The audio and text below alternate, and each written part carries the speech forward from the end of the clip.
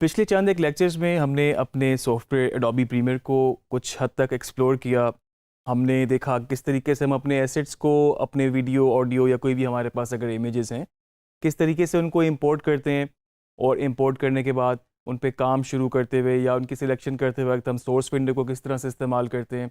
कुछ हमने छोटी छोटी शॉर्ट कीज़ भी देख ली थी जो हमारी उस वक्त मेजर यूजेज की हैं, और कुछ हमने उसके पैनल को भी एक्सप्लोर किया था। आज के लेक्चर में हम थोड़े से और पैनल को एक्सप्लोर करते हैं और हमारे पास जितने भी कंट्रोल वहाँ पर मौजूद हैं, किस तरीके से हम उनका मैक्सिमम फ़ायदा उठा सकते हैं, उसको थोड़ा सा हम आज देखते हैं।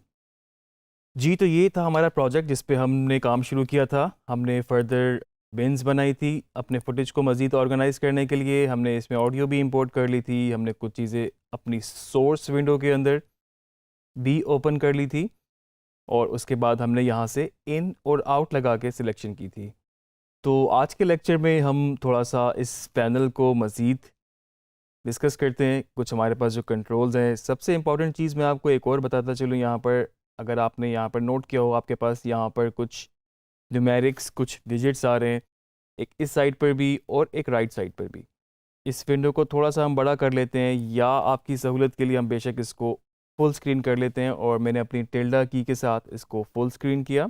आप देख सकते हैं कि आपके पास सारी चीज़ें इस वक्त फुल स्क्रीन पे विजिबल हैं, ताकि कोई चीज़ हाइड नहीं हो रही। छोटी विंडो में अगर आप देख रहे थे, कुछ चीज़ें चांसेस हैं आपके पास हाइड हो रहे हो। तो कभी आपके पास सारी ऑप्शंस अगर ना भी रिवील हो रही हो, तो आप देख लीजिएगा एक दफ़ा कि हो सकता है कि उसको थोड़ा सा एक्सपेंड करने से अब आप देख सकते हैं कि ऑप्शन सारी रिवील हो गई। और बाज़ दफ़ा ऐसा भी होता है, कुछ ऑप्शंस ऑलरेडी, मतलब इस वक्त मेजर तो आपके पास आ रही हैं आपके पैनल पे, लेकिन कुछ ऑप्शंस आपके पास और भी होती हैं जिसको आप फर्दर इस प्लस के बटन से जाके देख सकते हैं, या कहीं पर जाके आपके पास कोई ड्रॉप डाउन मेन्यू की ऑप्शन होती है, तो वहाँ पर जाके भी आप एक्सप्लोर कर सकते हैं कि इसमें और कौन सी ऑप्शंस मौजूद हैं। फुल स्क्रीन हम इसको करते हैं दोबारा, और टिल्डा की के साथ सबसे पहले मैं आपको टाइम कोड का बता दूं।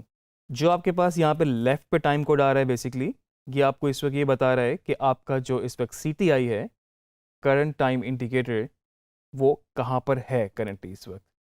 आप देख सकते हैं कि अगर मैं इसको यहाँ से मूव कर रहा हूँ, तो आपका टाइम कोड भी चेंज हो रहा है। यकीनन आप लोगों के लिए थोड़ा सा कंफ्यूजिंग ज़रूर होगा कि ये इतने सारे डिजिट्स क्या हैं और ये किस तरीके से मूव करते हैं, किस तरह से काम करते हैं। तो मैं आपको बता दूं कि सबसे पहले हमारे पास, अगर हम इसको देखें, तो हमारे पास यहाँ पर 1 2 3 4 और बीच में उनके कॉलम हैं, स्पेस हैं। तो अगर हम यहाँ से इसको शुरू करें, तो सबसे पहले हमारे पास आ रहे हैं यहाँ पर फ्रेम, उसके बाद हमारे पास है यहाँ पर सेकंड, उसके लेफ़्ट पे मिनट्स, और सबसे शुरू में हमारे पास हैं आवर्स।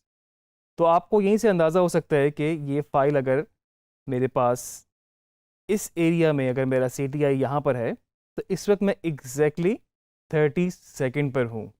30 सेकेंड इस क्लिप के बेसिकली। यही फाइल अगर आपकी और बड़ी होती ड्यूरेशन में, मैं इसको और आगे मूव करता रहता। जिस तरह अब ये टोटल फाइल ही मेरे पास इस वक्त 53 सेकेंड और 10 फ्रेम की है। अगर ये फाइल कुछ घंटों पर होती या और मिनट्स पर होती, तो आप देख सकते हैं यहाँ पर और भी ऑप्शंस आपके पास आ जाती, और आपको 00 की जगह उसके मिनट्स या उसके ओवर्स आ रहे होते। जो दूसरा टाइम कोड हमारे पास यहाँ पर आ रहा है, वो बेसिकली आपको उस ड्यूरेशन का बता रहा है जहाँ पर आपने इन और आउट अपना लगाया है। मतलब इस पूरी फुटेज में से जो यहाँ पर सोर्स विंडो के अंदर इंपोर्टेड है, जिसकी टोटल ड्यूरेशन 53 सेकेंड 10 फ्रेम है, तो उसमें से जो हमने सिलेक्शन की है अपने इन और आउट के थ्रू, वो बेसिकली 16 सेकेंड 24 फ्रेम है। अगर मैं आपको यहाँ पर इसका आउट पॉइंट चेंज करूँ, आउट पॉइंट चेंज करने से इसकी ड्यूरेशन मज़ीद बढ़ जाएगी।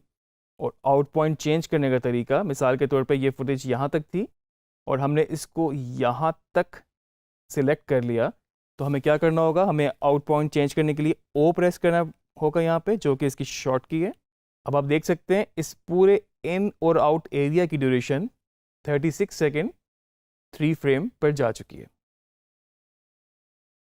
फर्दर आपके पास जो यहाँ पर पैनल्स हैं, बेसिकली यहाँ पर आप इन कंट्रोल से भी इनको कर सकते हैं। ये आपके पास जो हमने शॉर्ट की प्रेस की थी O आउट पॉइंट लगाने के लिए, यहाँ पर हमारे पास है मार्क आउट की कमांड। यहाँ पर हम इसको प्रेस करेंगे, तो तब भी जो आप शॉर्ट की O से काम कर रहे थे, वो यहाँ पर आपके पास क्लिक करने से भी हो जाएगा।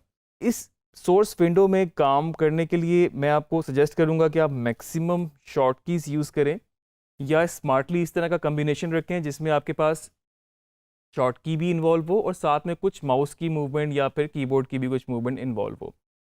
ये छोटी छोटी चीज़ें बेसिकली आपके वर्क फ्लो को बहुत हद तक स्मूथ बना सकती हैं, तो अगर आप इन पे थोड़ा सा ध्यान देंगे तो आपका काम काफ़ी स्पीड अप भी हो जाएगा और मैं कहूँगा कि ज़रा स्मूथ भी हो जाएगा वर्क फ्लो आपका। तो थोड़ा सा हम इनको और भी देख लेते हैं, कुछ चीज़ें हमने पहले भी देखी थी बेसिक सी, लेकिन मैं आपको इस वक्त बताऊं कि यहाँ पर मेरे पास एक है मार्कर। मार्कर क्या काम करता है बेसिकली कि अगर आपने इस फुटेज पे कोई नोट ऐड करना हो, मतलब इस ड्यूरेशन पे जाके जहाँ पर मे बी ये पूरा वर्चुअल यूनिवर्सिटी ऑफ पाकिस्तान पूरा रिवील हो चुका है, तो मे बी यहाँ पे मैंने एक नोट ऐड करना हो और मेरे मार्कर पे क्लिक करने से यहाँ पर आप देख सकते हैं CTI के बिल्कुल एग्जैक्टली ऊपर एक मार्कर ऐड हो चुका है।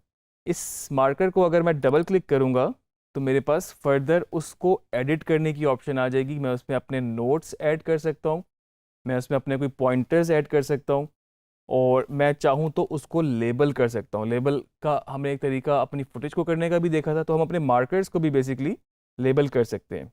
तो अगर मुझे कोई मार्कर का नेम रखना है मैं यहाँ पे रख सकता हूँ और मैं यहाँ पर कमेंट में वो नोट ऐड कर सकता हूँ। मार्कर बड़ा इंपॉर्टेंट है, हम उसको थोड़ा सा आगे जाके अलग से भी एक्सप्लोर करेंगे। अभी हम यहाँ पर बाकी पैनल्स को देखते हैं। इसके साथ ही बिल्कुल आपके पास मार्क इन है। अगर जिस पॉइंट पे आपको अपना इन पॉइंट लगाना है, जहाँ से आपको फुटेज शुरू करनी है, मे बी आपको यहाँ से करनी है, आपने यहाँ पर मार्क इन वाले आइकन को प्रेस किया। अब आप देख सकते हैं कि आपका जो इन पॉइंट था वो यहाँ से हट के यहाँ पे जा चुका है। टोटल ड्यूरेशन अभी तक जो सिलेक्टेड फुटेज है उसकी 4 सेकेंड 3 फ्रेम है। और अगर मैं इसको यहाँ से प्ले करूँ और मैं चाहता हूँ कि यहाँ तक इसका जहाँ पर नाम रिवील हो रहा है यहाँ तक मैं इसकी सिलेक्शन करूँ, मैं इसको स्पेस बार से रोक सकता हूँ। अब आपको लगता है आप थोड़ा सा आगे चले गए हैं, तो वो JKL कीज़ थी हमारे पास, जे से मैं इसको रिवर्स लेके गया और मुझे ये चाहिए था शॉर्ट यहाँ तक। अभी भी फर्दर मैं इसको मज़ीद बेहतर क्यू करना चाहता हूँ। आउट पॉइंट सिलेक्शन के लिए तो मैं अपनी राइट और लेफ़्ट एरो की से फ्रेम बाय फ्रेम सिलेक्शन करूँगा और यहाँ पर मैं जाके मार्क आउट पे क्लिक करूँगा तो आपका इन और आउट पॉइंट सिलेक्ट हो गया। अब आप इसको इस एरिया में से पकड़ के टाइमलाइन पे ड्रैग करके रखेंगे तो आप देख सकते हैं कि आपके पास टाइमलाइन पे सेम इन आउट आ चुकी है। अपनी सिलेक्शन को देखने के लिए कि आपने इन और आउट कहाँ पे लगाया, क्योंकि आप देख सकते हैं इस वक्त कि अभी तो ये फुटेज आपके पास टोटल कोई 53 सेकंड की थी। अगर आपके पास ये फुटेज काफ़ी ज़्यादा बड़ी हो ड्यूरेशन में तो आपको ये जो इतना एरिया जूम इन होता हुआ नज़र आ रहा है, मे बी ये आपको और छोटा नज़र आ रहा हो, तो आप ज़रा सा भी अपना CTI को मूव करेंगे तो वो बहुत स्टेप आगे मूव हो रहा होगा। अभी तो हम इसको बड़ा इजीली कर रहे हैं क्योंकि इसकी ड्यूरेशन इतनी ज़्यादा बड़ी नहीं है। तो अगर आपको देखना हो अपनी सिलेक्शन कि आपने इन पॉइंट कहाँ पे लगाया था, क्या वो पॉइंट सही है कि नहीं है, तो आपने यहाँ पर इसको क्लिक करना है जो कि है आपके पास गो टू इन पॉइंट। तो ये आपका CTI जिस मर्जी जगह पर हो आपकी सोर्स विंडो में, गो टू इन को क्लिक करने से वो आपके इन पॉइंट पे चला जाएगा जो आप ऑलरेडी पहले इन लगा चुके हैं। और अगर आपको आउट पॉइंट देखना हो तो इसी के आगे यहाँ पे मेरे पास थोड़ा सा go to out, go to in, go to out, और दोनों की अपनी अपनी शॉर्ट कीज़ हैं। शिफ्ट I इन पॉइंट पे जाने के लिए और शिफ्ट O आउट पॉइंट पे जाने के लिए। ये हमारे पास प्ले का बटन, इसी को ही दोबारा करने से स्टॉप हो जाएगा। और जैसे कि पहले हमने देखा था कि हम फ्रेम बाय फ्रेम जब हम अपनी राइट और लेफ्ट एरो की से जा रहे होते हैं वो आप माउस से भी यहाँ पे जा सकते हैं। गो टू आउट पॉइंट के थोड़ा सा मैं राइट जाता हूँ तो जो नेक्स्ट हमारे पास एक यहाँ पर छोटा आइकन आ रहा है वो इंसर्ट का आ रहा है।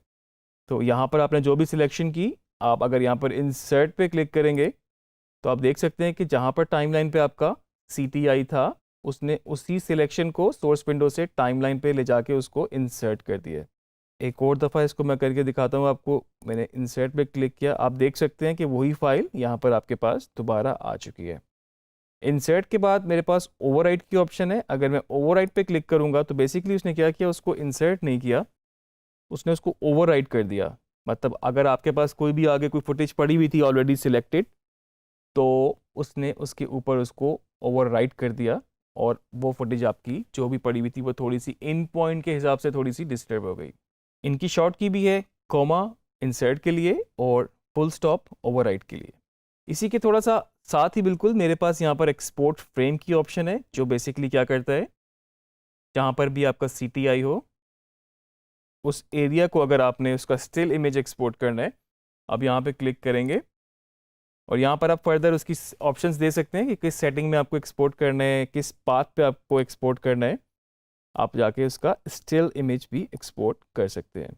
ये तो थी इनकी कुछ मेजर सेटिंग्स या मेजर पैनल कंट्रोल। अगर आपको फर्दर और भी कुछ ऑप्शंस देखनी हो, एक्सप्लोर करनी हो, मैं आपको रिकमेंड करूँगा, यहाँ पर एक प्लस का साइन है, उसके अंदर आपके पास और भी बहुत सारी ऑप्शंस मौजूद हैं, तो आप इनको भी एक्सप्लोर करें। साथ साथ मैं आपको बता दूं कि हमारे पास जो प्रोग्राम विंडो है बेसिकली उसके अंदर भी कुछ हमारे पास कंट्रोल ऐसे ही हैं, सिवाय चंद एक चीज़ों के जो कि उसमें एडिशन है।